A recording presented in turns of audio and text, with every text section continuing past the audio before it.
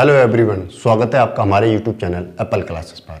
आज की इस क्लास में हम अध्याय 6 मानव संसाधन करने जा रहे हैं। ये कक्षा 8 के ज्योग्राफी का लास्ट चैप्टर है।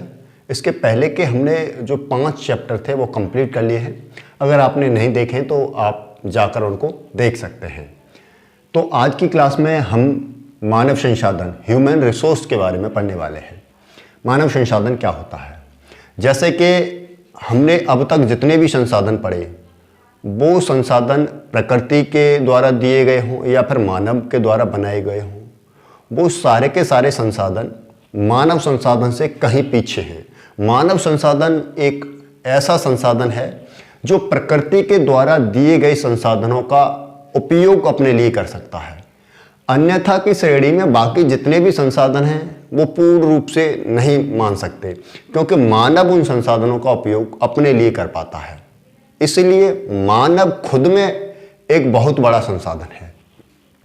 जैसे कि हम यहाँ पर देख पा रहे हैं, लोग सबसे बड़े संसाधन होते हैं। जितने भी संसाधन हमने अब तक पढ़े उनमें मानव सबसे बड़ा संसाधन होता है, क्योंकि मानव अपने ज्ञान, कौशल और बुद्धि के आधार पर सभी वस्तुओं का उपयोग कर सकता है।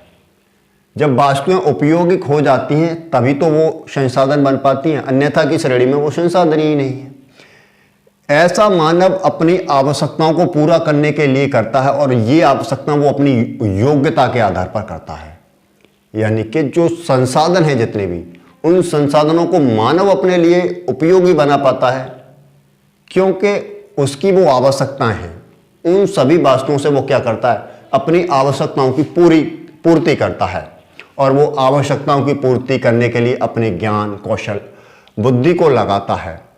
साथ ही हम देखें स्वास्थ्य और शिक्षा और अभिप्रेरित लोग। स्वास्थ्य और शिक्षा और अभिप्रेरित लोग, प्रेरणादायक लोग ऐसी चीजें हैं जो मानव के लिए संसाधन बनाने में बहुत ही ज्यादा उपयोगी साबित होती हैं। जैसे मान लीजिए, अगर एक अस्वस्थ व्यक्ति है और एक स्वस्थ व्यक्ति है, तो कौन ज्यादा कार्य कर पाएगा? कौन अच्छा ज्यादा रिसोर्स हो पाएगा? कौन अच्छा संसाधन हो पाएगा? सो सीधी सी बात है कि जो व्यक्ति ज्यादा स्वस्थ होगा ज्यादा अच्छा कार्य कर पाएगा, वहीं अस्वस्थ व्यक्ति जो है कम कार्य कर पाएगा। इसीलिए स्वस्थ व्यक्ति अच्छा संसाधन होता है अपेक्षा अस्वस्थ व्यक्ति के। वहीं हम बात करें शिक्षा भी इसी तरह से होती है। शिक्षित व्यक्ति कहीं ज्यादा बेटर हमें उत्पादन दे सकता है एक अशिक्षित व्यक्ति की अपेक्षा में। तो अगर हम व्यक्तियों के शिक्षा और स्वास्थ्य पर हम इन्वेस्टमेंट करते हैं और कुछ उसको ट्रेनिंग स्किल्स देते हैं जो लोग उनको दे सकते हैं, जो पहले से जानते हैं, उनको ट्रेन कर सकते हैं, ऐसे में हम मानव को कहीं और ज्यादा बेटर संसाधन में कन्वर्ट कर सकते हैं। तो शिक्षा और स्वास्थ्य में निवेश करने के बाद हम मानव को और ज्यादा बेटर संसाधन के रूप में विकसित कर सकते हैं। जैसे कि हमने देखा था कि जो संसाधन होते हैं वो संसाधन हर जगह समान रूप से नहीं पाए जाते। कहीं बहुत अधिक मात्रा में पाए जाते हैं, कहीं बहुत ही कम मात्रा में पाए जाते हैं, और कहीं कहीं तो ये पाए ही नहीं जाते। इसी तरह से मानव संसाधन भी होता है।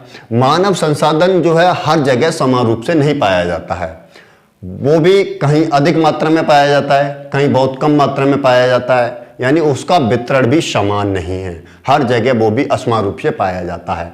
ऐसा होता है शिक्षा के स्तर के आधार पर, आयु और लिंग के आधार पर ऐसी भिन्नता पाई जाती है। जो वितरण में असमानता पाई जाती है वो इन सभी के आधार पर पाई जाती है। जहां शिक्षा व्यवस्था अच्छी होगी, जहां शिक्षा का स्तर काफी ज्यादा अच्छा होगा, वहां संसाधन काफी अच्छे पाए जाएंगे। यानी कि जो मानव संसाधन है, जहां शिक्षा का लेवल अच्छा होगा वहां अच्छे पाए जाएंगे। वहीं आयु, कहीं हम देखेंगे कहीं अधिक वर्ग के आयु लोग काम करते हैं, कहीं कम वर्ग के आयु के लोग काम करते हैं। तो इस तरह से आयु भी क्या है, एक बहुत बड़ा फैक्टर है जो मानव संसाधन की जो वितरण है उसके लिए। वहीं हम लिंग की बात करें तो लिंग भी मानव संसाधन के वितरण में एक काफी बड़ी भूमिका निभाता है। तो ये सारे के सारे कारक हैं जिनके कारण जो जनसंख्या है हर जगह असमान रूप से पाई जाती है। और भी कुछ कारण हैं जिनका हम आगे डिस्कस करेंगे।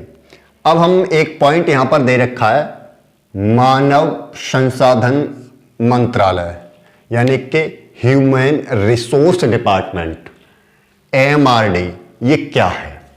ह्यूमन रिसोर्स डिपार्टमेंट, मानव संसाधन मंत्रालय, ये एक भारत सरकार का मंत्रालय है जिसकी स्थापना जो की गई थी 1985 ईस्वी में की गई थी। इसका उद्देश्य क्या है, क्यों इसको स्थापित किया गया था? इसका उद्देश्य सिर्फ एक है कि लोगों में कौशल बढ़ाने के लिए, कि लोगों की जो गुणवत्ता है यानी स्किल्ड किया जाए, क्योंकि हम पढ़ चुके हैं स्किल्ड व्यक्ति ही अच्छा संसाधन हो सकता है। इसीलिए सरकार की हर समय मंशा रहती है कि जो उसके देश के नागरिक हैं वो अच्छे से अच्छे पढ़ें और अच्छे से अच्छा कौशल अपने आप में डेवलप कर पाएंगे तो वो एक बेहतरीन उत्पादन कर पाएंगे। इसीलिए इसी उद्देश्य की पूर्ति करने के लिए भारत सरकार के द्वारा एमआरडी की स्थापना की गई थी। वहीं अगले पॉइंट पर है प्रधानमंत्री कौशल विकास योजना। हमारे प्रधानमंत्री श्री नरेंद्र मोदी ने इस योजना की शुरुआत 2015 में की गई थी, यानी PKVY, प्रधानमंत्री कौशल विकास योजना। इसका उद्देश्य क्या था? लक्ष्य था कि 2016 से 2020 तक 1 करोड़ भारतीय युवाओं को प्रशिक्षण देना, यानी कि ट्रेनिंग देना।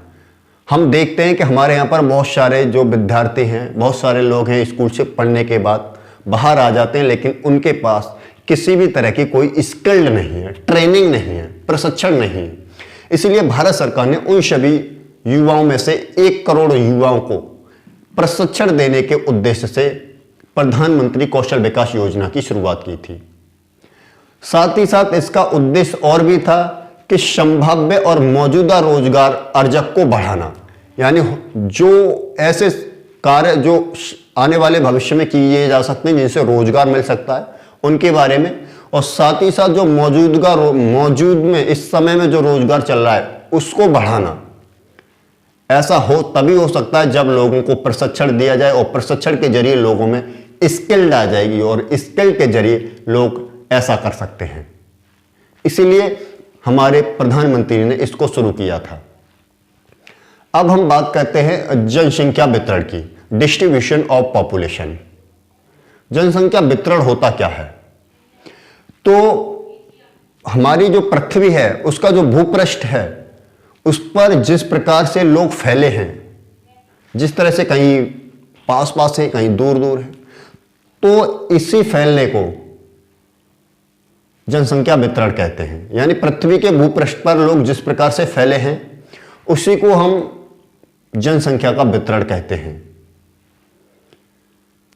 हम देखें तो हमारी इस पृथ्वी पर जितनी भी जनसंख्या रहती है उस जनसंख्या का 90% यानी कि 90% जनसंख्या हमारी पृथ्वी पर जितनी भी भूमि है उसके 30% भाग पर निवास करती है। आप देखिए, मैं यहां पर 2 पाई ग्राफ बनाता हूं। एक ये हो गया जो ये शो करेगा जनसंख्या को, एक ये हो गया जो ये शो करेगा भूमि को। जैसे कि मान लेते हैं हमारी जितनी भी पृथ्वी पर भूमि है वो इतनी है और जितने भी लोग हैं वो इतने हैं। इसमें से सिर्फ और सिर्फ इतने भाग को छोड़ दिया जाए, यानी कि ये 1%, 10% भाग है ये वाला, बाकी का ये 90% भाग है ये वाला। तो जनसंख्या 90% जनसंख्या पूरे विश्व की वो पूरे के पूरे 70%, सॉरी 30%, विश्व की 90% जनसंख्या पृथ्वी के 30% भूभाग पर रहती है और बचा कितना? 70% जमीन पर। 70% जमीन पर 10% जनसंख्या रहती है, यानी कि कम जनसंख्या ज्यादा एरिया को कवर करती है और ज्यादा जनसंख्या कम एरिया को कवर करती है। ऐसा क्यों है इसको भी हम आगे जानेंगे। तो जनसंख्या 90% जनसंख्या पृथ्वी के 30% भूभाग पर निवास करती है। और इनके जो निवास करने का वितरण है वो असमान नहीं है, वो काफी ज्यादा असमान है। कुछ क्षेत्र ऐसे हैं जो काफी ज्यादा घने हैं, बड़े पैमाने पर यहां पर लोग रहते हैं, बहुत ही ज्यादा घनी बस्तियां पाई जाती हैं। कुछ स्थान ऐसे हैं जहां पर बहुत ही ज्यादा कम लोग रहते हैं।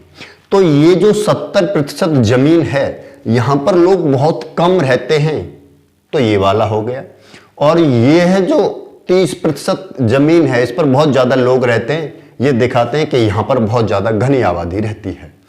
तो ऐसे कौन कौन से क्षेत्र हैं? ऐसे क्षेत्र हैं दक्षिणी और दक्षिण पूर्व एशिया, यानी दक्षिण और दक्षिण पूर्व एशिया, और उत्तरी पूर्व और उत्तरी अमेरिका, उत्तर पूर्व उत्तरी अमेरिका।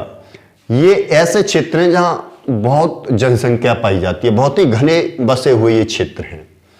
बात करें उच्च अक्षांशीय क्षेत्र और उष्ण कटिबंधीय क्षेत्र, मरुस्थल, उच्च पर्वतों पर और विषुवतीय वन जहां पाए जाते हैं, वहां पर जो जनसंख्या पाई जाती है बहुत ही ज्यादा विरल पाई जाती है, क्योंकि ये ऐसे क्षेत्र हैं। उच्च अक्षांशों की बात करें, बहुत ठंडे प्रदेशों में कोई न रहना पसंद नहीं करेगा, क्योंकि वहां ठंडी ही बहुत ज्यादा पड़ती है, वहां खाने पीने के संसाधन की कमी रहती है। इसी तरह से उष्ण कटिबंधीय क्षेत्र जहां पर अधिक गर्मी पड़ती है वहां भी लोग रहना पसंद नहीं करते। मरुस्थलीय क्षेत्रों की बात करें तो वहां भी लोग रहना पसंद नहीं करते, क्योंकि पानी की समस्या बनी ही रहती है। इसी तरह से ऊंचे ऊंचे पर्वतों पहाड़ों पर भी लोग रहना पसंद नहीं करते, क्योंकि वहां पर खेती कार्य नहीं किया जा सकता, कोई भी कंपनी फैक्ट्री वहां पर नहीं लगाई जा सकती, जिससे वहां पर जो संसाधन है वो बहुत ही ज्यादा कम है। इसी तरह से जो विषुवतीय क्षेत्रों में जो वन पाए जाते हैं वहां पर भी लोग रहना पसंद नहीं करते, क्योंकि बहुत ही ज्यादा ठंडे स्थानों पर और गर्म स्थानों पर लोग रहते नहीं हैं। रहते हैं लेकिन बहुत ही ज्यादा कम रहते हैं, जो जनसंख्या बहुत ही विरल अवस्था में रहती है। आगे हम बात करते हैं विश्व की कुल जनसंख्या का 3/4 भाग, जितनी भी विश्व की जनसंख्या यानी 100% मान लीजिए, उसका 3/4 भाग, यानी कि हम यहां पर देखें कि 100% जनसंख्या है, 100% जनसंख्या है, तो इसका 75% भाग किसका?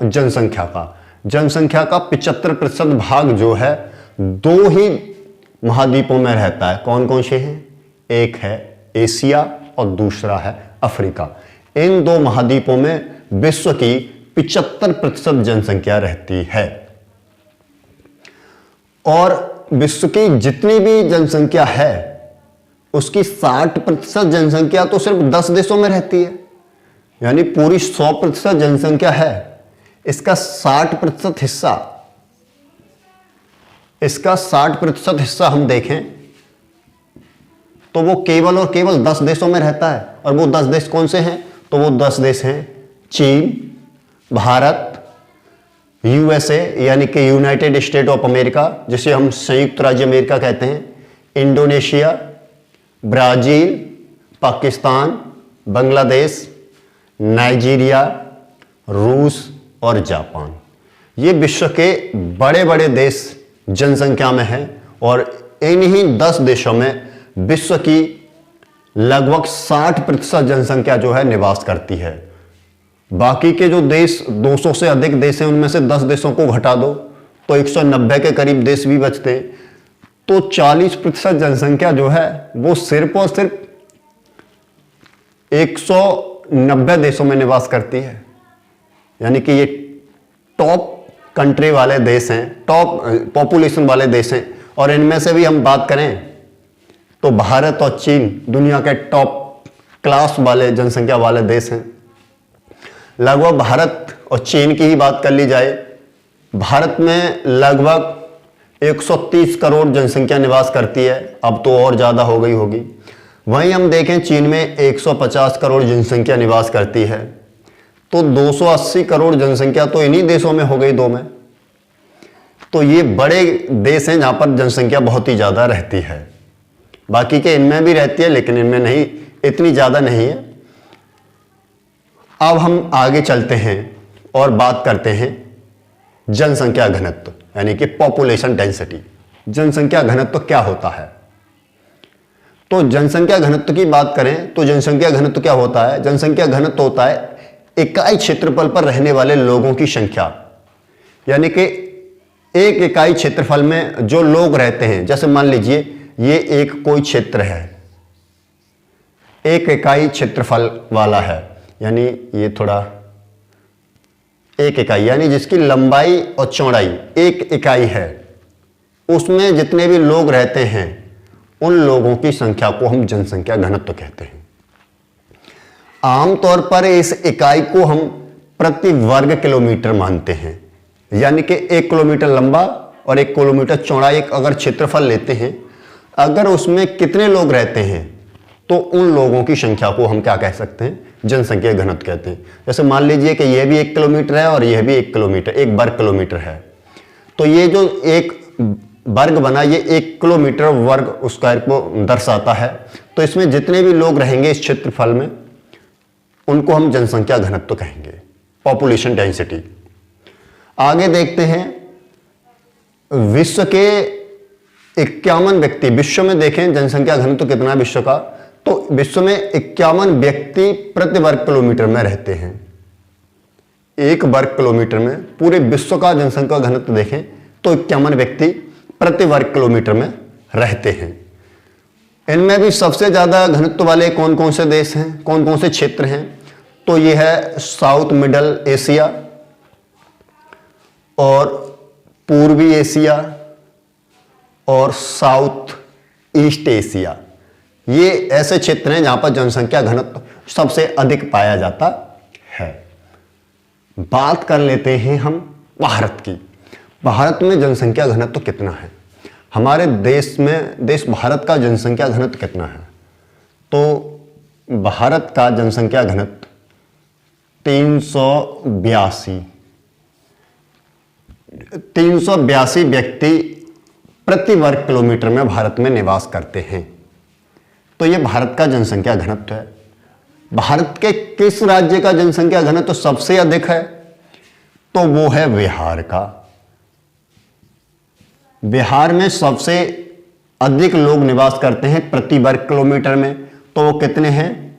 1106 लोग 1 वर्ग किलोमीटर में रहते हैं।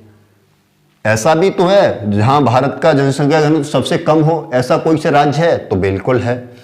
तो अरुणाचल प्रदेश एपी भारत का ऐसा राज्य है जहां पर जनसंख्या घनत्व सबसे कम पाया जाता है। बोले तो कितना पाया जाता है?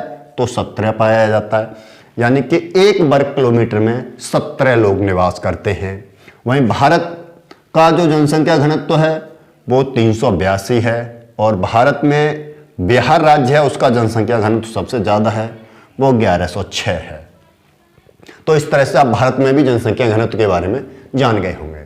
चलिए अब हम बात कर लेते हैं जनसंख्या के वितरण को। कहीं जनसंख्या अधिक क्यों पाई जाती है, कहीं जनसंख्या बहुत कम क्यों पाई जाती है, उसके ऐसे कौन कौन से कारक हैं जो इस बात पर निर्भर करते हैं, जो इस बात को बताते हैं कि जनसंख्या कहां ज्यादा होगी और कहां कम होगी।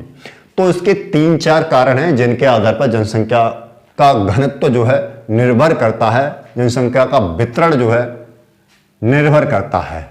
तो पहला पॉइंट है भौगोलिक कारक, ज्योग्राफिकल जो कारण होते हैं वो। तो इनमें से कौन कौन से कारक हैं? भौगोलिक कारक में पहला कारक है वो है स्थलाकृति। स्थलाकृति लोगों के रहने के लिए बहुत ही ज्यादा महत्वपूर्ण होती है। लोग ऐसे स्थानों पर रहना पसंद नहीं करेंगे जो बहुत ज्यादा ऊबड़ खाबड़ हों, ऊंचे नीचे हों।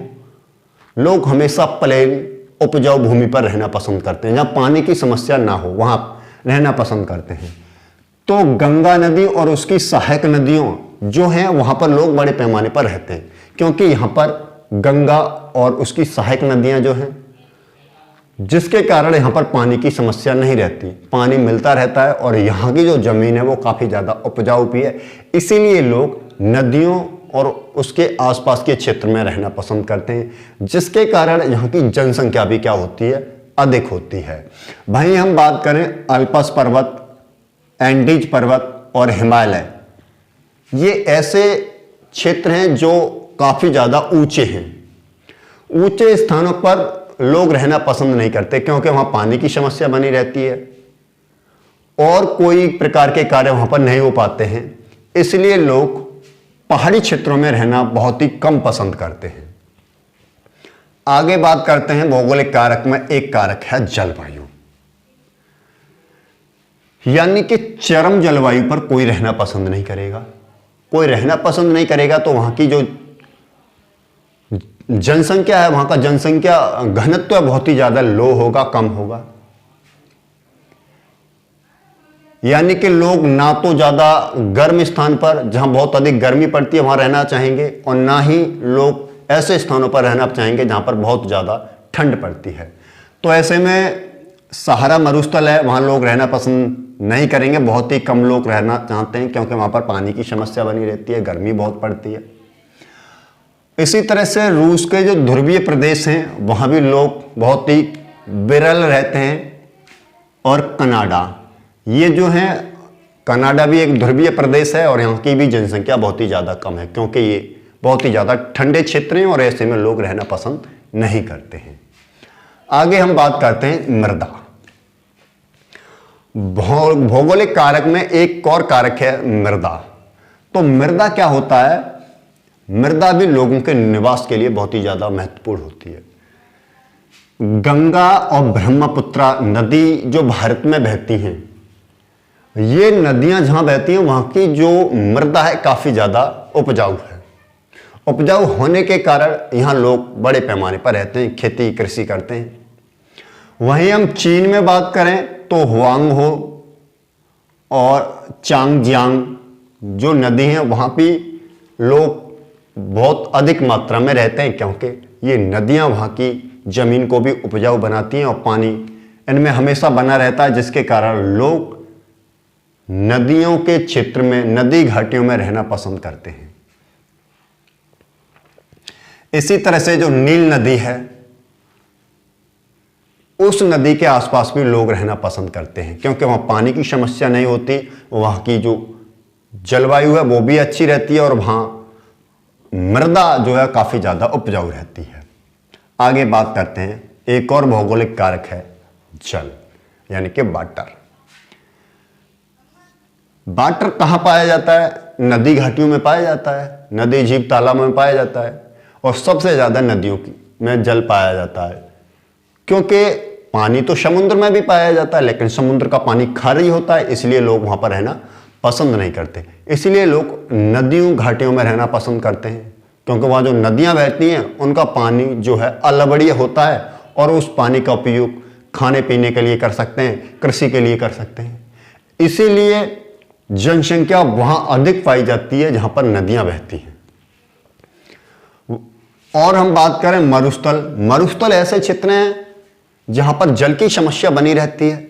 ऐसे में जल की समस्या बनी रहती है तो यहां जनसंख्या रहना पसंद ही नहीं करेगी, इसलिए मरुस्थलों में जनसंख्या जो पाई जाती है बहुत ही कम पाई जाती है। इसी तरह से एक और कारक है भौगोलिक कारक, वो है खनिज, यानी कि मिनरल्स। खनिज जहां पर अच्छी मात्रा में होते हैं वहां लोग रहना पसंद करते हैं। खनिजों को लोग संसाधन के रूप में प्रयोग करते हैं, इसीलिए लोग वहां रहना पसंद करते हैं।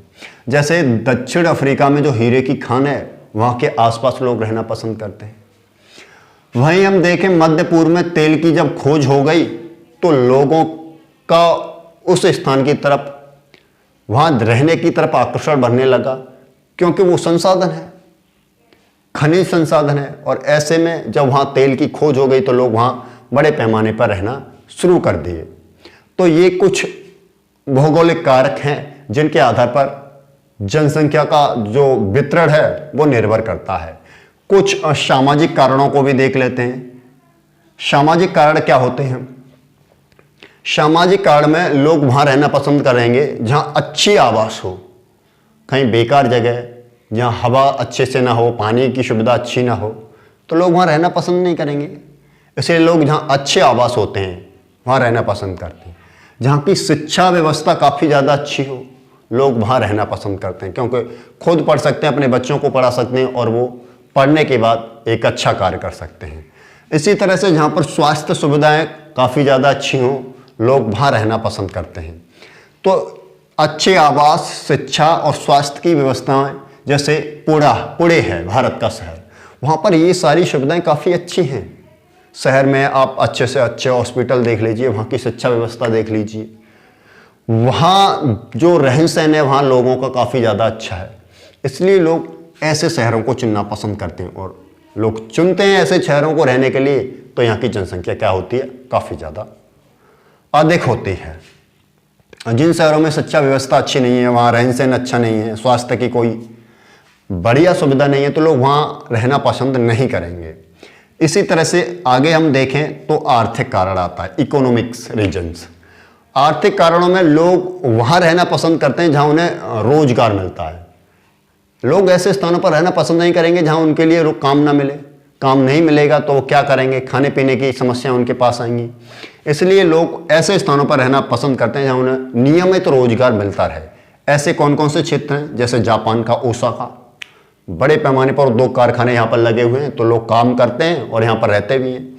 इसी तरह से भारत का मुंबई, दिल्ली ले लो, ये सारे के सारे क्षेत्र ऐसे हैं जहाँ पर लोगों के लिए काम करने के बहुत सारे उद्योग धंधे कारखाने हैं और लोग यहाँ पर कार्य करते हैं, जिसके कारण यहाँ की जो जनसंख्या है वो काफ़ी ज़्यादा अधिक है। कुछ कारक सांस्कृतिक कारक भी होते हैं। लोग अपनी संस्कृति से, अपनी पद्धति से बहुत ज़्यादा लगाव रखते हैं। ऐसे में लोग जो अपनी संस्कृति, अपने धर्म से संबंधित क्षेत्र होते हैं वहाँ रहना काफ़ी ज़्यादा पसंद करते हैं। जैसे वाराणसी में, भारत में वाराणसी बहुत ही ज़्यादा धार्मिक क्षेत्र है, तो लोग वाराणसी में रहना बहुत पसंद करते हैं। इसी तरह से यरूशलेम और वेटिकन सिटी, ये दुनिया के मोस्ट धार्मिक स्थान हैं जो लोग अपनी संस्कृति से जुड़ा हुआ महसूस करते हैं, इसलिए लोग इन शहरों में रहना पसंद करते हैं, जिसके कारण यहाँ की जनसंख्या जो है काफ़ी ज़्यादा अधिक है। तो आपने यहाँ पर देखा कि मानव संसाधन क्या होता है, मानव संसाधन का वितरण कैसे कैसे है, जनसंख्या का वितरण कैसे कैसे है, जनसंख्या घनत्व तो क्या होता है, और जनसंख्या को प्रभावित करने वाले कारक कौन कौन से होते हैं। तो आई होप कि आपको ये वीडियो काफ़ी अच्छा लगा होगा। इसकी एक वीडियो और आएगी और ये पार्ट कंप्लीट हो जाएगा, और इसके बाद हम इसके हर चैप्टर के क्वेश्चंस करेंगे, बहुत ही अच्छे से करेंगे। एग्जाम में आने की जो चांसेस हमारे लिए इस वर्ष रहेंगे, उन सभी क्वेश्चनों को डिस्कस करेंगे।